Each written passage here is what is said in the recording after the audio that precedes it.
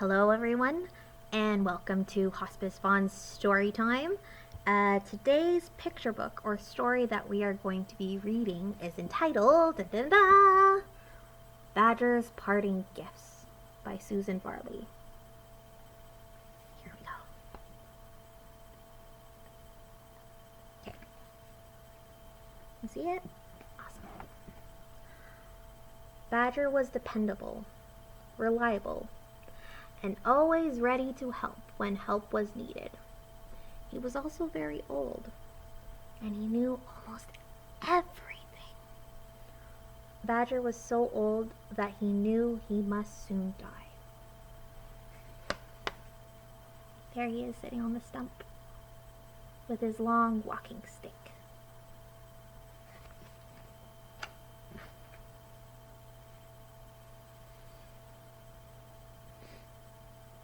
Badger wasn't afraid of death.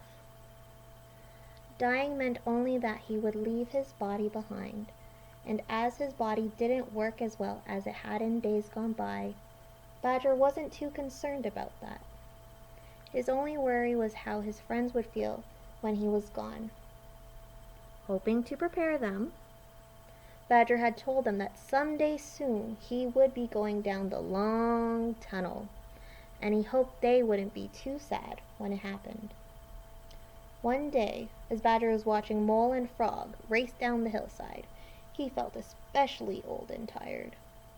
He wished more than anything that he could run with them, but he knew his old legs wouldn't let him. He watched Mole and Frog for a long time, enjoying the sight of his friends, having a good time. There he is. It looks like they're playing tag, doesn't it? Something like that. But I must say, they look quite fashionable. All color coordinated with the blue and blue and pink and pink. Yeah. Ooh. I think this is his home. It was late when he arrived home. There you go. He wished the moon good night and closed the curtains on the cold world outside. He made his way slowly down to the warm fire that was waiting for him deep underground. He had his supper and then sat down at his desk to write a letter.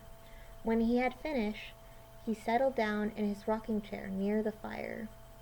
He gently rocked himself to and fro, and soon was fast asleep, having a strange yet wonderful dream like none he'd ever had before. Dun, dun, dun. But here he's closing the curtain.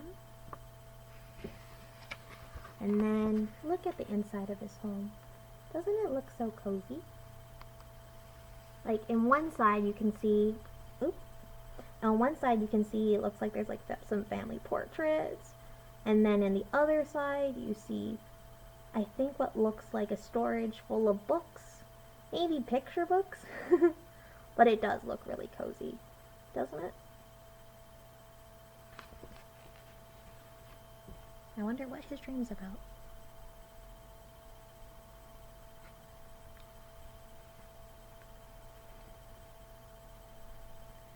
Much to Badger's surprise, he was running. Ahead of him was a very long tunnel. His legs felt strong and sure as he ran towards it. He no longer needed his walking stick, so he left it lying on the floor of the tunnel. Badger moved swiftly, running faster and faster through the long passageway, until his paws no longer touched the earth. He felt himself turning, end over end, tumbling and falling, but nothing hurt. He felt free. It was as if he had fallen out of his body. There you can see the entrance to what looks like the long tunnel. And then there he is, running and running. Do you see his long walking stick?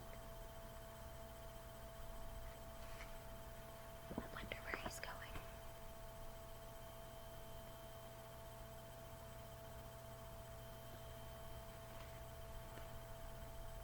The following day, Badger's friends gathered anxiously outside Badger's door.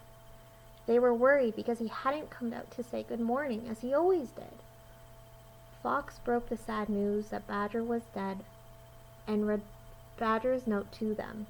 It said simply, "Gone down the long tunnel.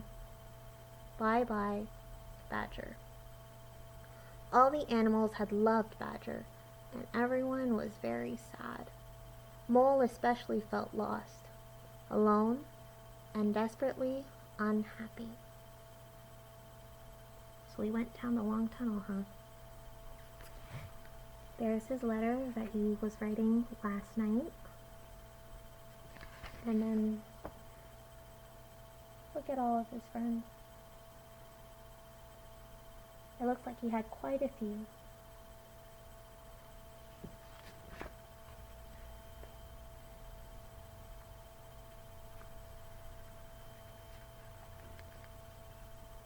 In bed that night, Mole could think only of Badger. Tears rolled down his velvety nose, soaking the blankets he clung to for comfort. Outside, it began to snow.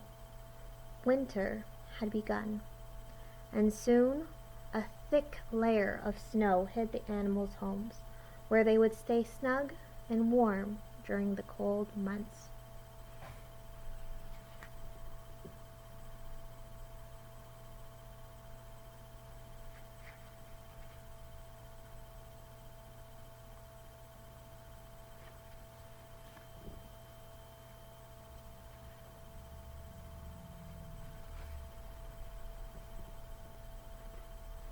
The snow covered the countryside, but it didn't conceal the sadness that Badger's friends felt.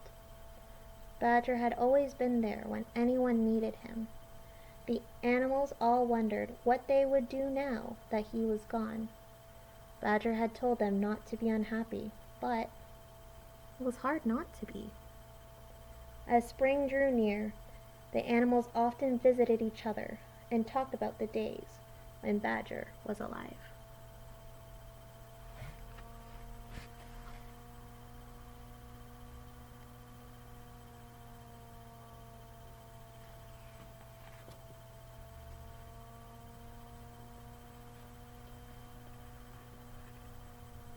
Mole was good at using scissors, and he told about the time Badger had taught him how to cut out a chain of moles from a piece of folded paper. Paper moles had littered the ground that day. Mole remembered the joy he'd felt when he had finally succeeded in making a complete chain of moles with all the paws joined. Wow! Look at that.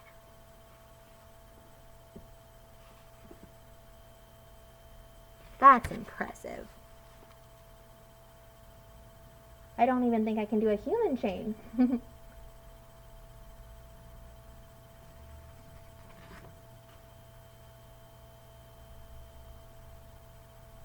Ooh, next is Frog. Frog was an excellent skater. He recalled how Badger had helped him take the first slippery steps on the ice. Badger had gently guided him across the ice until he had gained enough confidence to glide out on his own.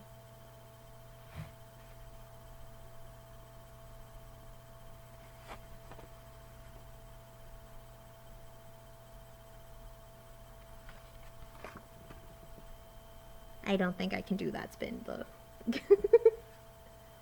But it's impressive, just like the paper chain that the mole created. Next is Fox. Fox remembered how, when he was a young cub, he could never knot his tie properly, until Badger showed him how.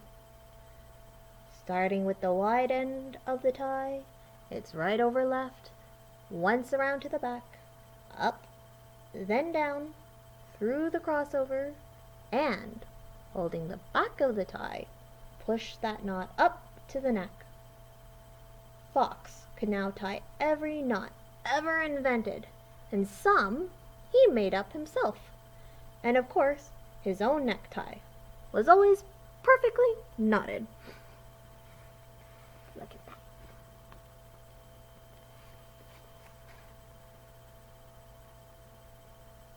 It looks like he's in a uniform of some sort.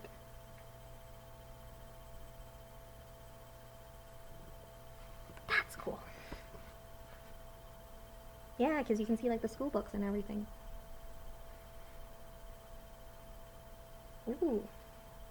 Next up is Rabbit. Badger had given Mrs. Rabbit his special recipe for gingerbread and had shown her how to bake gingerbread rabbits. Mrs. Rabbit was well known throughout the countryside for her excellent cooking. As she talked about her first cooking lesson with Badger, so long ago, she could almost smell the wonderful fragrance of gingerbread fresh from the oven. Each of the animals had a special memory of Badger, something he had taught them that they could now do extremely well. He had given them each something to treasure, a parting gift that would become all the more special each time it was passed on to others.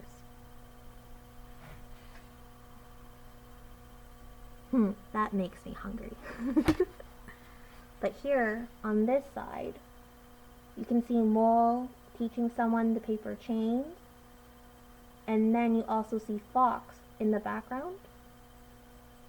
I think he's tying or teaching somebody how to tie a tie.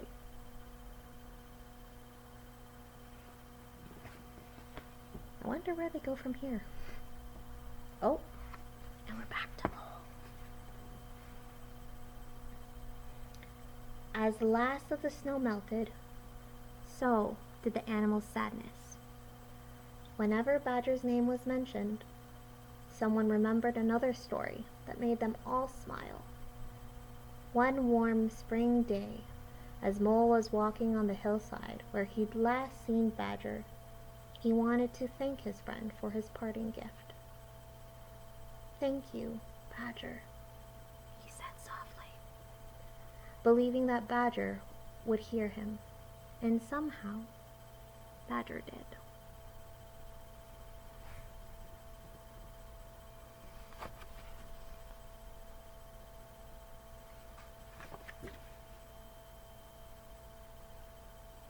The end.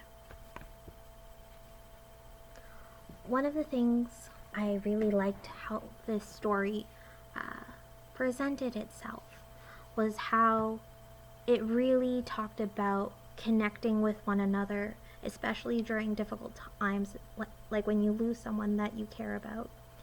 And what's really important about when you are connecting with others is to remember that it's not only sharing the experiences and moments you had, but sometimes it's also pretty cool. You get to also learn about the person who had just passed away, looking through the eyes of other people who had connected with them as well. So again, thank you everyone for joining today's story time in reading Badger's Parting Gifts by Susan Varley. Take care.